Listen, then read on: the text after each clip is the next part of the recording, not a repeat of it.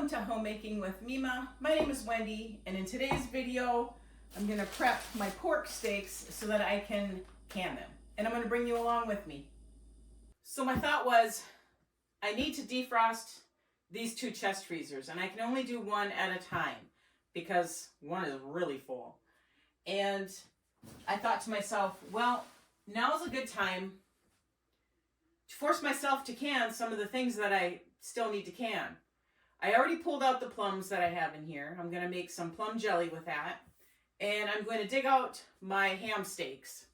For our 2024 pig, we did not have hams made. I had the hams cut into ham steaks so that I can the meat. And so I'm going to dig them out of here right now, if I can find them. There's a lot more room in here now.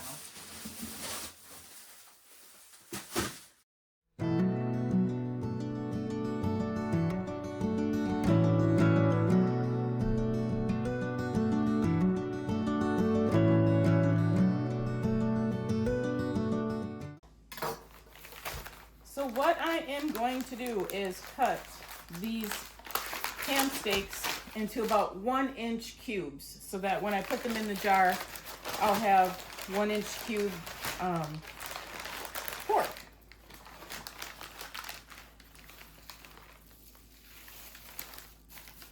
And we had them cut them approximately 1 inch in depth, or yeah, you get what I mean.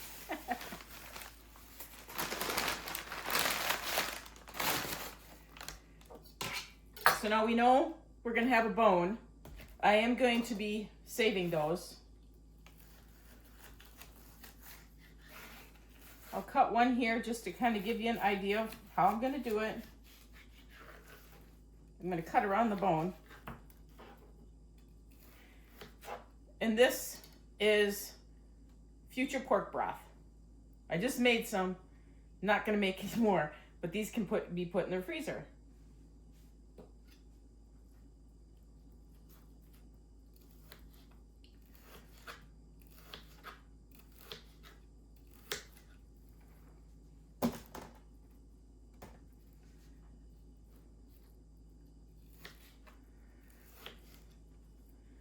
It's not going to be extremely symmetrical.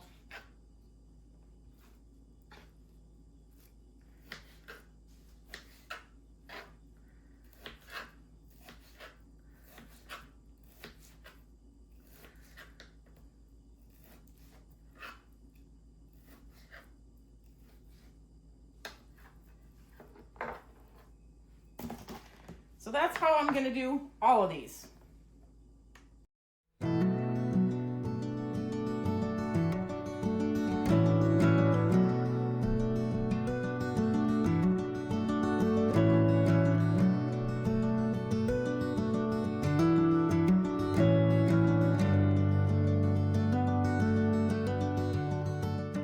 So I've got 3 of the packages of pork cut up.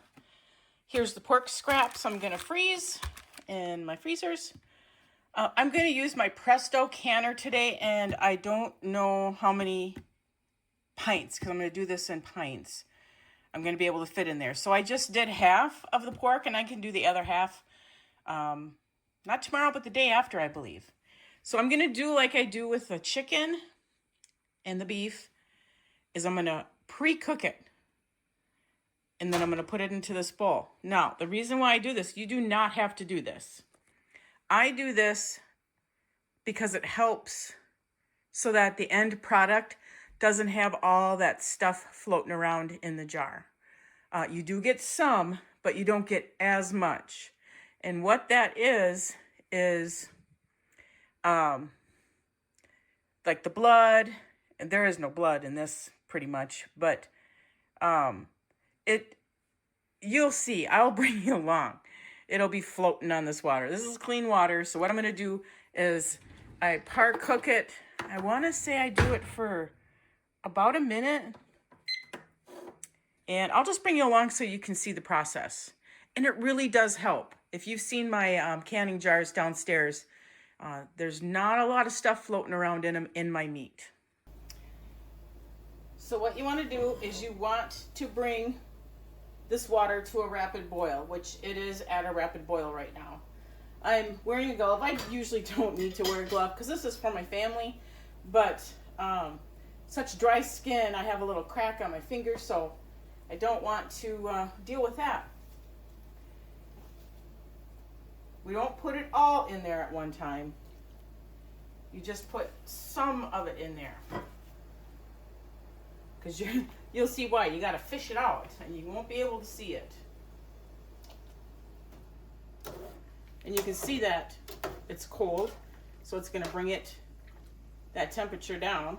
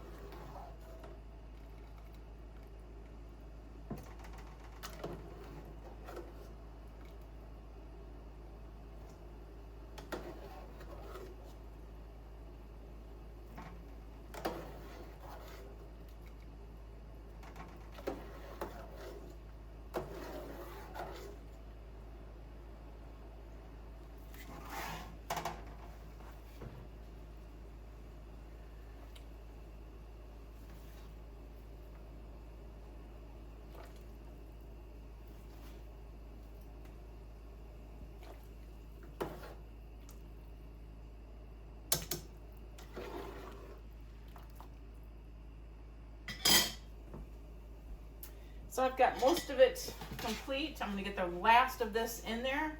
And you can already see the water. Can you see all that? I just call it yuck. I don't know what else to call it.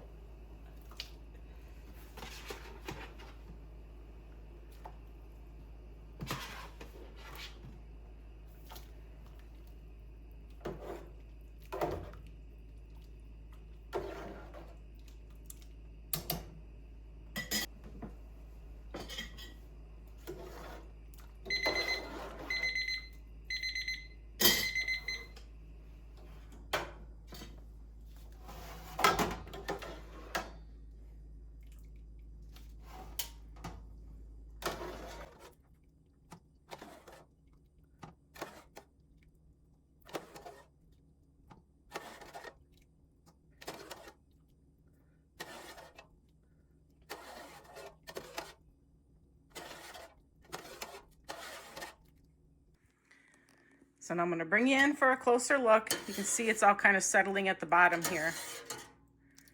You can save this as a broth. I don't. I let it cool off and then I dispose of it. But you can see pork doesn't seem to be as bad as beef and chicken. Beef puts off a lot more yuck. And then chicken's number 2. But I am not going to have this extra stuff floating around in my jars. Now, I will have some stuff, but I have taken a good portion of it out doing this process. You don't have to.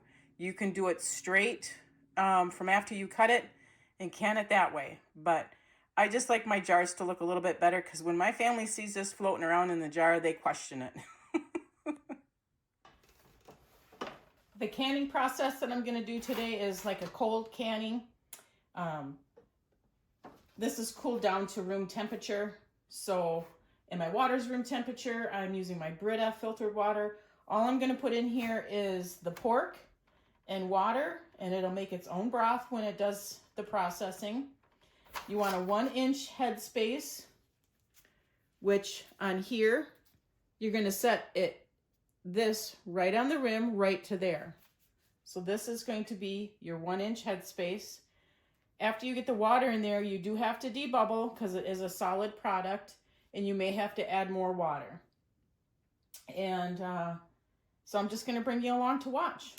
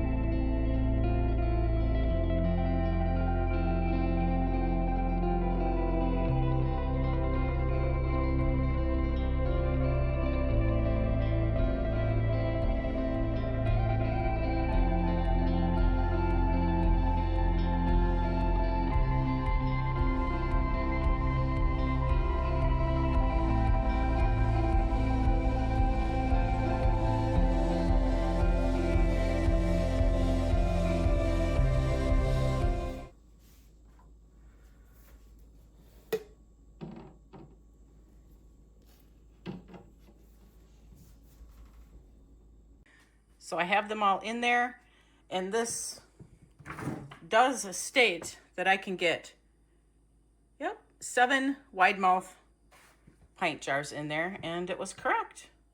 So now I'm going to get this started and get the process going. So I am dumping this, and I just thought I'd show you. I usually run water, but it's going to be too loud. You can see the floaty stuff. That's what I'm not putting in. I got that out. There, like I said, there will be some, but there won't be that.